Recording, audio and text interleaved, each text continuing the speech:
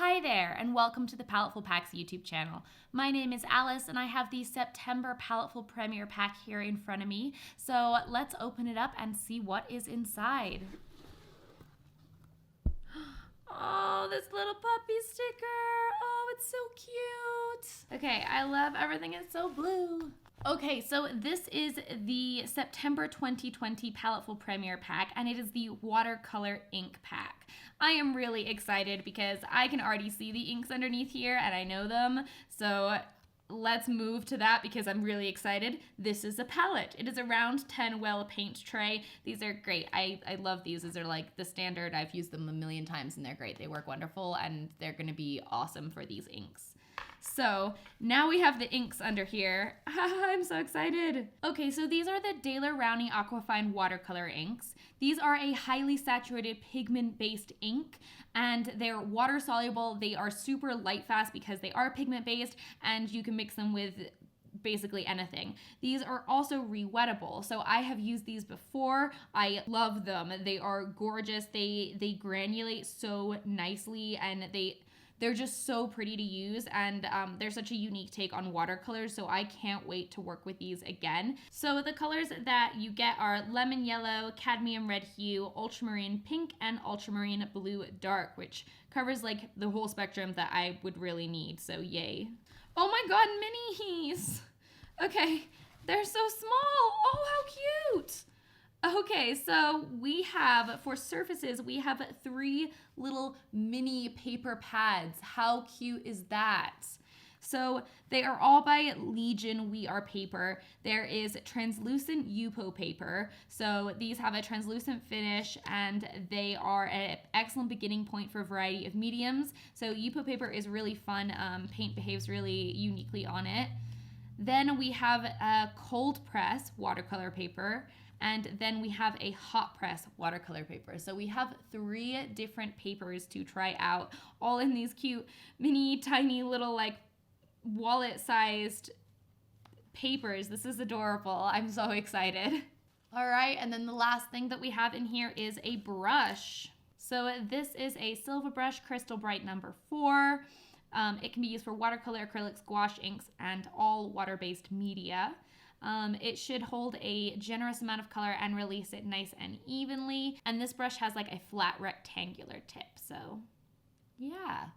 Okay, so this is everything that you're going to get in your September 2020 Paletteful Premier Pack for watercolor ink.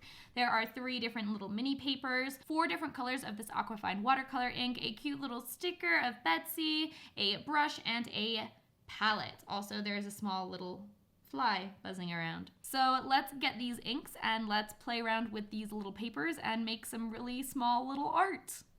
Okay, so as with all of my Paletteful Packs videos, the first thing that I have to do is make my swatches and play around with the inks and see how they work. So I started out on the hot press paper and I just swatched the pure ink on there without any water, and then I watered it down a little bit, and then I tried blending a little bit and mixing some of the inks together, and then I was really excited and I'd filled up the page of my small little tiny page, so I decided, okay, let's play. So I pulled out the Yupo paper first, and I decided to start with that because it was just a little bit more fun and freeing. So I started with these succulent shapes because when in doubt, if I don't know what to draw or paint, I paint a plant. That seems to be my default go-to nowadays, and I think that plants and like plant illustrations look really cool on Yupo paper because Yupo paper is basically kind of like painting on plastic, and your paint forms these little like puddles and then it dries and you get these really cool textural effects, and then you can actually go and lift things up as well when you're done, like over the top, because it will lift up really, really easily. So as you can see, I'm creating these leaf shapes, and then while they're still wet, I'm filling them in with all of these different colors of ink and kind of dropping in some of the yellow and some of the blue to make green that's kind of mixing on the paper itself. And that's going to create more of these interesting bleeds and different color variations in the succulent that's going to add that visual interest, and that's one of the really cool textures and effects that you can get with Yupo. So it's really nice to be able to take advantage of the specific properties of the paper or the medium that you're using. I decided to add in another little succulent on the left, and I wanted to have more purple in this succulent, but I kind of messed up and everything got a little bit brown. And as you could see, I was able to lift that paint up, or the ink up, right away, and then just go back right over the top of it. So that is definitely the beauty of Yupo paper, is it can definitely be really easy to fix mistakes, although it can be easy to make them too, but it's fun. So I continued on with this little succulent, and I think I started to get the hang of adding more of the purple without it getting too muddy. It's hard when you're working with purple and green because they naturally want to like cancel each other out, but I think I managed to make it work out okay, and I think it came out pretty cute. If you were trying to create a similar effect with the Yupo paper and your own ink, then I definitely recommend trying to just keep the colors separate and build them into one another. I found that if I started with the purple and then I lifted off some of the purple, then I could put in the green where that like had been, and then they kind of pushed up against each other instead of mixing together. And just be really careful with your brush and like how you're moving your brush. So because this was see-through, I then decided to take the hot press paper and I put some of the yellow ink on it, and then I literally just stuck it onto it while it was wet, which was fun. And then, you got that like light yellow kind of coming through. I added a little bit of yellow around the edges just to kind of add it just a little bit more like extra depth and like layering to the overall look. And that was kind of my first little fun example practice succulent doodle illustration on the Yupo paper and the hot press paper. I also, as you can see, did a little bit of lifting, and this is where you can see how well you can lift with the Yupo paper. You can really use that to like carve out highlights and even completely change things later on. So it's a really interesting technique. So that was the first piece that I made.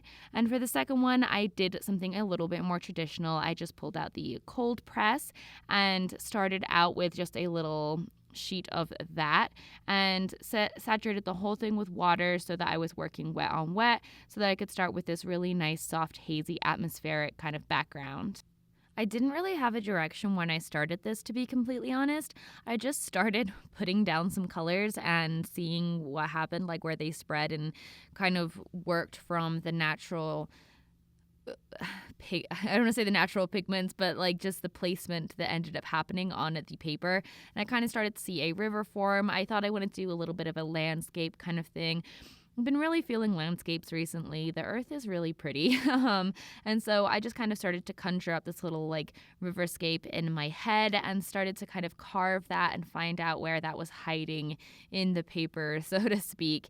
And as I continued to work on it, I thought, I think there might be actually a little bit of a little hut kind of down here on the right on this little like island, and a little bit of a rock in the foreground. And yeah, I just kind of started to build out shapes and carve out and create this little imaginary river. And it was really enjoyable. It was really fun to work on something that was so small. It felt really low pressure because it was so small. And I felt like I could really just kind of play around with creating these shapes and creating this kind of atmosphere without worrying about having to put in all of this detail. Because it was so small, I could create a suggestion of a scene, and that suggestion then would take over kind of your imagination, and you can then, your brain can fill the rest out, and all of a sudden, oh look, there is a house or there's a mountain, and it was very freeing and very fun. I also worked a lot with blending the colors just directly on the paper in this, especially because I was working with so much wet on wet. I would just kind of drop the inks in and then drop in another color of ink and let those colors just mix and naturally blend on the paper. This is a really nice way to get really vibrant colors, as well as to get really just kind of like unique color blends on the paper and create these really nice kind of like mottled gradients and textures. So I really enjoy mixing on the paper. And this brush worked really, really well for kind of carving out this little hut on the side and creating those like nice sharp lines. And you were able to lift the paint really well from this as well. So that's kind of how I was able to go back in and pull out those brighter highlights for the roof and for that that front wall, before then going in and adding in some shadows with more of a kind of a gray purpley blue. So yeah, I really enjoyed working on this. It was really freeing and it was really fun, and I had a great time. It was just nice to work on something so small, and I think, I don't know, it made me want to carry around all these little like mini watercolor books with me so that I can just do little pieces here and there because it's very low pressure. So I hope that you enjoyed doing this this small miniature work as well. I've been really loving seeing what everyone has done on social media and all of the little miniatures that you guys have made. There's some really, really beautiful work out there that you have created, and I can't wait to see what else you come up with. I hope that you enjoyed this video and found it helpful. One last little thing that I did quite at the end here was I used a razor blade to actually scratch off some of the surface of that paint and create some highlights on the water, and that is something else that you can do as well. So I hope that you liked this video and found it helpful and informative. If you'd like to find out how to get your own Paletteful box, then check the link in the description box below. We would love to have you join us and join in for our next month's box, and I will see you in the next video. Have a great day. Bye!